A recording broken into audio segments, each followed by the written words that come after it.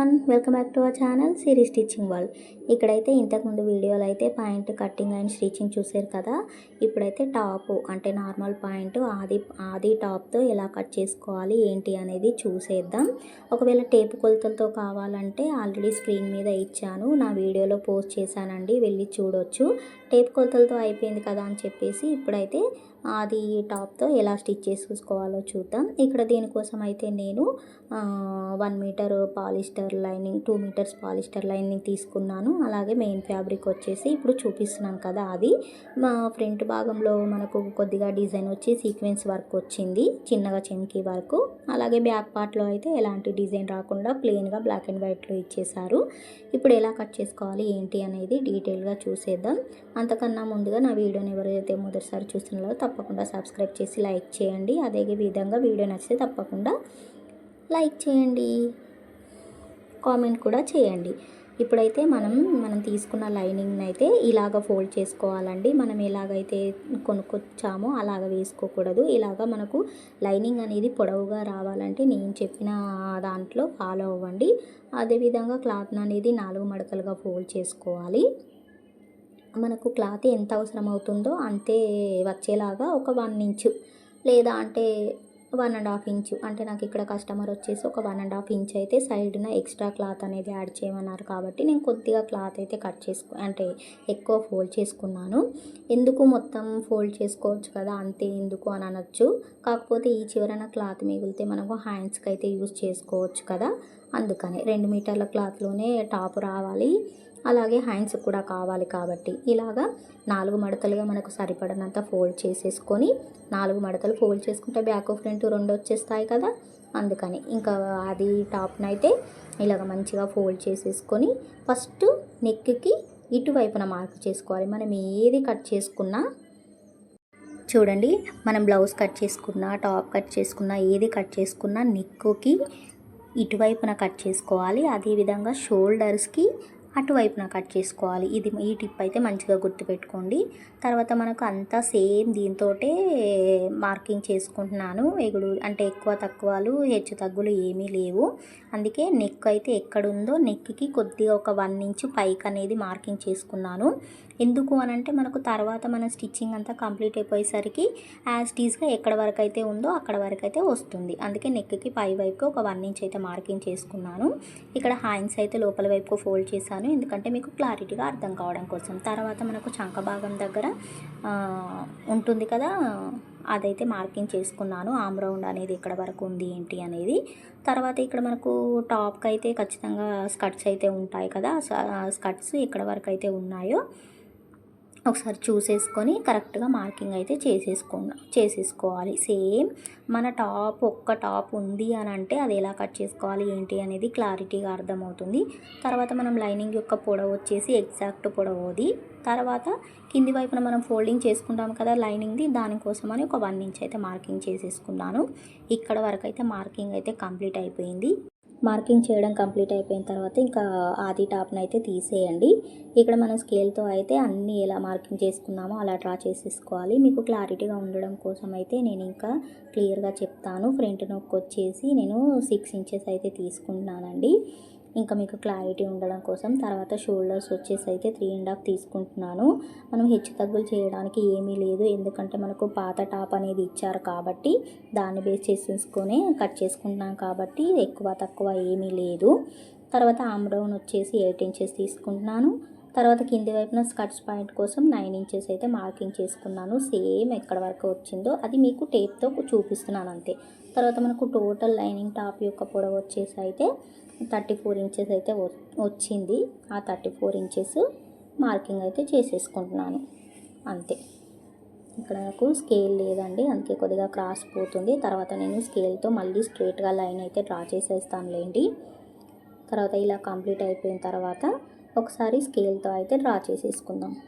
చాలా అంటే చాలా సింపుల్ మెథడ్లో కట్ చేసుకోవచ్చు. ఒక్క ఆది టాప్ మన పాత టాప్ ఉంది అని అంటే ఇంకా మనం ఈజీగా మార్కింగ్ చేసుకొని కట్ చేసుకోవచ్చు. స్టిచ్చింగ్ కూడా అదే విధంగా చాలా ఈజీ. నెక్స్ట్ వీడియో వచ్చేసి స్టిచ్చింగ్ వీడియో పెడతానండి. ఇది అర్థమైన వాళ్ళకైతే తప్పకుండా నాకు కామెంట్ అయితే చేయండి.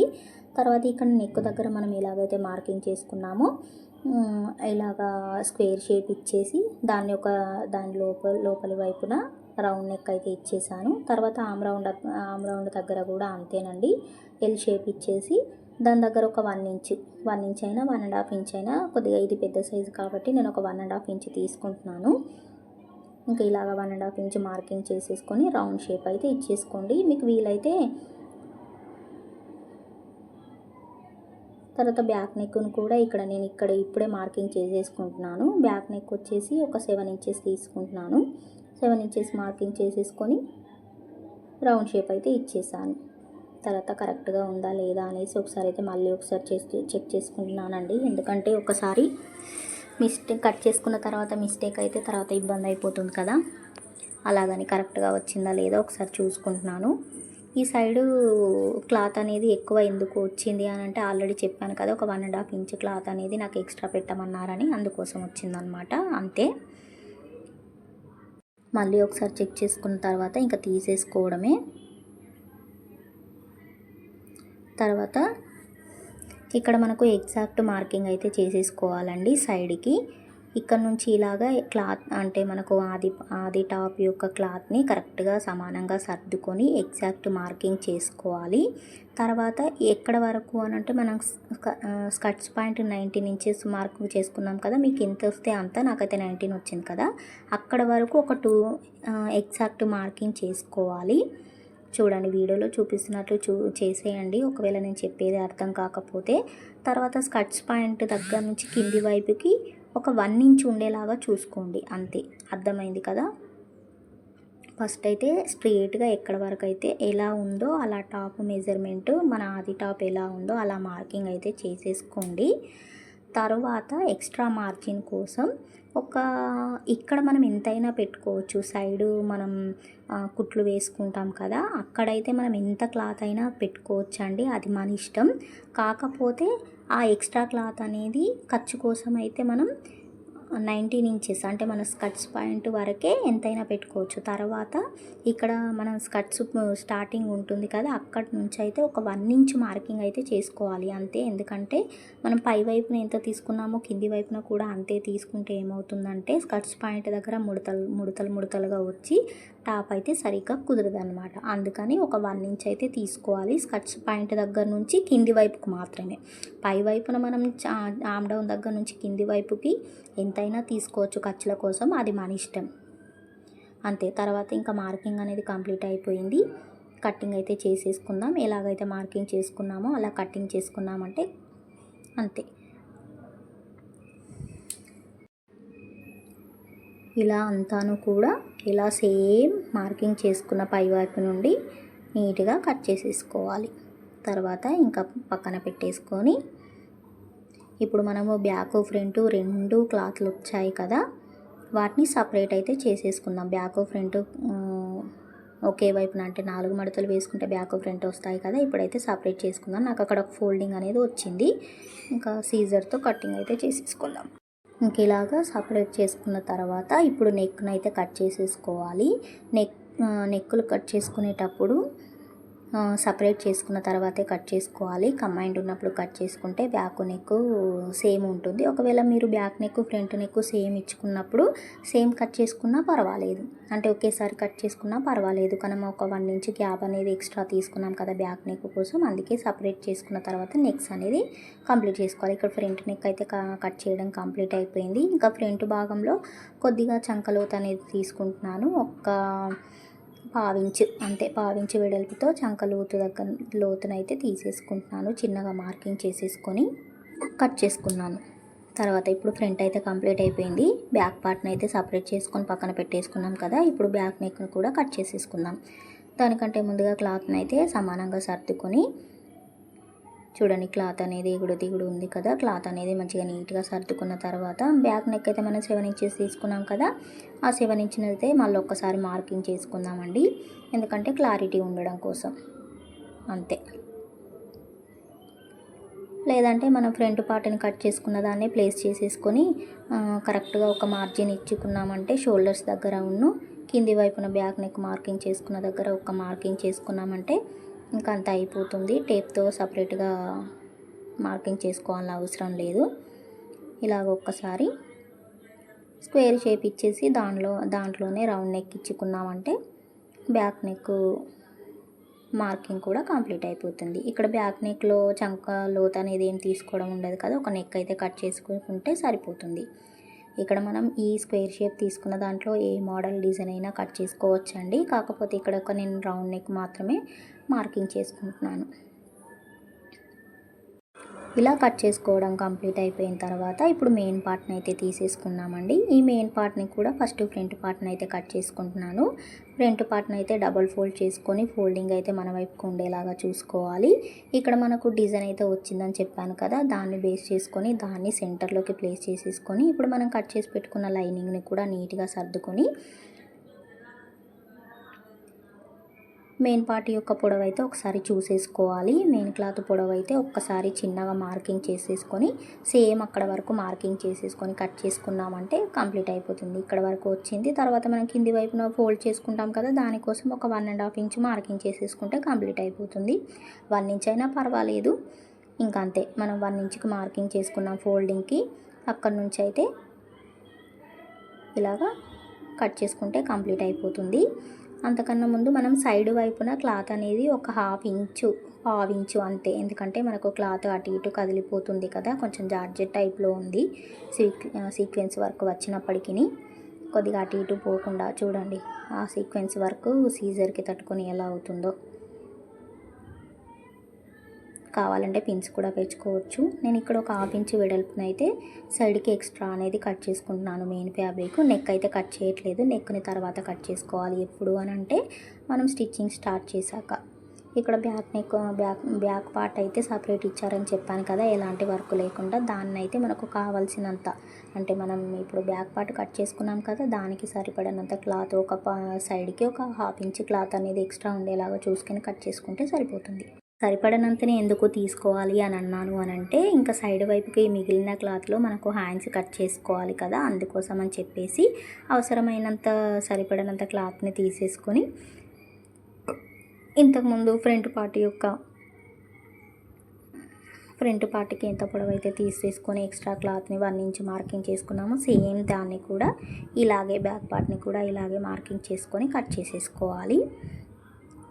ఇంకా మనకి మిగిలిన క్లాత్లో హ్యాండ్స్ అనేవి వస్తాయి. ఇప్పుడు నార్మల్గా దాదాపు టాప్ కటింగ్ మొత్తం కంప్లీట్ అయిపోయింది. లైనింగ్ అయిపోయింది, మెయిన్ ఫ్యాబ్రిక్ అయిపోయింది. ఒక హ్యాండ్సే ఉన్నాయండి. హ్యాండ్స్ కూడా ఇలాగ ఈజీగా కట్ చేసుకోవాలో చెప్తాను. అది కూడా అది టాప్ యొక్క హ్యాండ్స్ని బేస్ చేసేసుకొని ఇలాగ ఒక 1/2 ఇంచ్ క్లాత్ అనేది ఎక్స్ట్రా ఉంటే సరిపోతుంది. మరీ ఎక్కువ కూడా తీసుకోనవసరం లేదు, ఎందుకంటే మనం లైనింగ్ని జాయిన్ చేసిన తర్వాత ఎక్స్ట్రా క్లాత్ అనేది వేస్ట్ అయిపోతుంది కాబట్టి. ఇలాగ బ్యాక్ పార్ట్ కూడా కంప్లీట్ అయిపోయింది. బ్యాక్ పార్ట్కి కూడా నెక్ అనేది కట్ చేయట్లేదు. ఇప్పుడు మనం ఇందాక లైనింగ్ క్లాత్లో మిగిలిన క్లాత్ ఉంది కదా, సైడ్ వైపున ఎక్స్ట్రా క్లాత్ మనం సరిపడినంతనే తీసుకున్నాం కదా, అందులోనే మిగిలిన క్లాత్లోనే హ్యాండ్స్ అయితే కట్ చేసుకున్నాను. ఈ హ్యాండ్స్ 4 మడతలుగా వేసుకున్నామంటే 2 హ్యాండ్స్ వచ్చేస్తాయి. ఇలాగ 4 మడతలుగా వేసుకొని సమానంగా ఉండేలాగా చూసుకోండి. ఇప్పుడు హ్యాండ్స్ యొక్క ఆది టాప్ యొక్క హ్యాండ్స్ చూసారు కదా, ఇవి ఎంత ఉందో ఒకసారి చూడండి. హ్యాండ్స్ యొక్క పొడవు అయితే ఫస్ట్ అయితే ఒకసారి చెక్ చేసుకోండి, మనకు కరెక్ట్గా ఎగ్జాక్ట్గా సరిపోతుంది లైనింగ్ అనేది.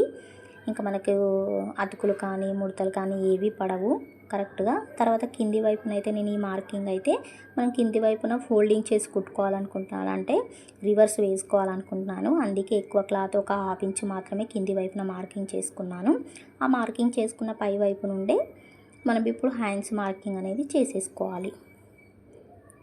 కింది వైపున తిప్పేసుకోవాలనుకున్నాను, అందుకే 1/2 ఇంచ్ మార్కింగ్ చేసుకున్నాను. అక్కడ మార్కింగ్ చేసుకున్న తప్పటి నుంచి హ్యాండ్ పొడవునైతే ఒకసారి మార్కింగ్ చేసుకొని తర్వాత చంక డౌన్ని కూడా మార్కింగ్ చేసేసుకోండి. తర్వాత హ్యాండ్ లూజు కరెక్ట్గా ప్లేస్ చేసేసుకొని హ్యాండ్ లూజ్ని కూడా ఒకసారి మార్కింగ్ చేసుకున్నామంటే కంప్లీట్ అయిపోతుంది. అంతే, చూడండి ఇలాగ సమానంగా సర్దుకోవాలి, ఎందుకంటే ఓల్డ్ కాబట్టి కొద్దిగా ముడతలు ఉంటుంది కదా, అందుకోసమని. ఇలాగా చంక డౌన్ కూడా మార్కింగ్ చేసుకొని ఒక స్ట్రెయిట్ లైన్ అయితే గీసేసుకోండి. ఇక్కడ మార్కింగ్ అయితే కంప్లీట్ అయిపోయింది కదా, ఇక్కడ స్ట్రెయిట్ లైన్ అయితే గీసేసుకొని తర్వాత ఇక్కడ ఫోల్డింగ్ దగ్గర ఇక్కడ మనం ఖర్చు కోసం 1.5 ఇంచులు తీసుకుందాం అంతే. ఎందుకంటే మనం ఇందాక టాప్కి కూడా మెయిన్ ఫ్యాబ్రిక్ కూడా ఒక 1.5 ఇంచే తీసుకున్నాం కాబట్టి ఇక్కడ ఫోల్డింగ్ దగ్గర ఒక 1 ఇంచ్ మార్కింగ్ చేసుకొని ఇక్కడ స్ట్రైట్గా ఒక లైన్ అయితే డ్రా చేసేసుకోండి. తర్వాత ఇలా చేసుకున్న తర్వాత మన చంకలో ఆల్రెడీ మార్కింగ్ చేసుకున్నాం కదా ఆది టాప్తో, అలాగ క్రాస్గా ఒక లైన్ అయితే డ్రా చేయండి. అది ఏ షేప్ అయినా అంటే షేప్ వచ్చేలాగా మార్కింగ్ చేసుకోండి. షేప్ వచ్చేలాగా మార్కింగ్ చేసుకోండి. అది కొత్త అంటే కొంచెం ఈ క్లాత్ అనేది పాలిస్టర్ కాబట్టి కొద్దిగా క్లాత్ అనేది అటు ఇటు పోతుంది. అందుకే నాకు 2-3 సార్లు మార్కింగ్ చేయడం అయిందండి. ఇలాగ మార్కింగ్ చేసుకున్న తర్వాత ఇంకా కట్ చేసుకోవడమే. దీన్ని బేస్ చేసుకొని మెయిన్ ఫ్యాబ్రిక్ అయితే కట్ చేసుకుంటే అయిపోతుంది. ఇలాగ సేమ్ కట్ చేసుకొని మనం లాస్ట్ కింది వైపున ఒక మార్కింగ్ చేసుకున్నాం కదా క్రాస్గా, అక్కడ వరకు కట్ చేస్తున్నాను. కాటన్ క్లాత్ అయితే మనం చెప్పినట్టు వింటుంది కానీ పాలిస్టర్ కదా వినదు కదా, అంతే. ఇంకా సెంటర్ పాయింట్లో ఒక టక్స్ ఇచ్చుకున్నామంటే అది సెంటర్ పాయింట్ అని అర్థం కావడానికి. దీన్ని బేస్ చేసుకొని మెయిన్ పార్ట్ కట్ చేసుకుందాం. దానికోసం ఆల్రెడీ మనం బ్యాక్ పార్ట్ కట్ చేసుకునేటప్పుడు మనకు సరిపడనంత క్లాత్ పెట్టుకుంటే ఈ క్లాత్ అనేది మనం హ్యాండ్స్కి అని చెప్పాను కదా, దాన్ని 4 ఫోల్డింగ్స్ వేసుకోండి. ఇలాగ 4 ఫోల్డింగ్స్ వేసుకొని సమానంగా సర్దుకోండి. ఈ మెయిన్ ఫ్యాబ్రిక్ కూడా మనకు ఎటువంటి అతుకులు పడట్లేదు, థ్యాంక్ గాడ్. ఇంకా అతుకులు పడ్డాయంటే అదో పెద్ద రిస్క్. ఇంకా దీన్ని బేస్ చేసుకొని సైడ్కి అయితే ఎక్స్ట్రా క్లాత్ అయితే తీసుకోవట్లేదు, అక్కడ లేదు కూడా. ఇంకా పై వైపున ఒక 1/2 ఇంచ్ సేమ్ మనం మెయిన్ ఫ్యాబ్రిక్ ఎలా తీసుకున్నామో దీనికి కూడా ఒక 1/2 ఇంచ్ అనేది ఎక్స్ట్రా క్లాత్ అయితే తీసుకున్నాను. తర్వాత జాయింట్ చేసుకున్న తర్వాత కట్ చేసుకుంటే సరిపోతుంది. ఇంతతో హ్యాండ్ కటింగ్ కూడా కంప్లీట్ అయిపోయింది. ఇప్పుడు కటింగ్ అయితే కంప్లీట్ అయిపోయిందండి. వీడియో నచ్చితే తప్పకుండా లైక్ చేసి షేర్ చేయండి. అదేవిధంగా కామెంట్ చేయడం మాత్రం మర్చిపోకండి. Thank you for watching. Stitching channel రేపు పోస్ట్ చేస్తాను. Bye bye.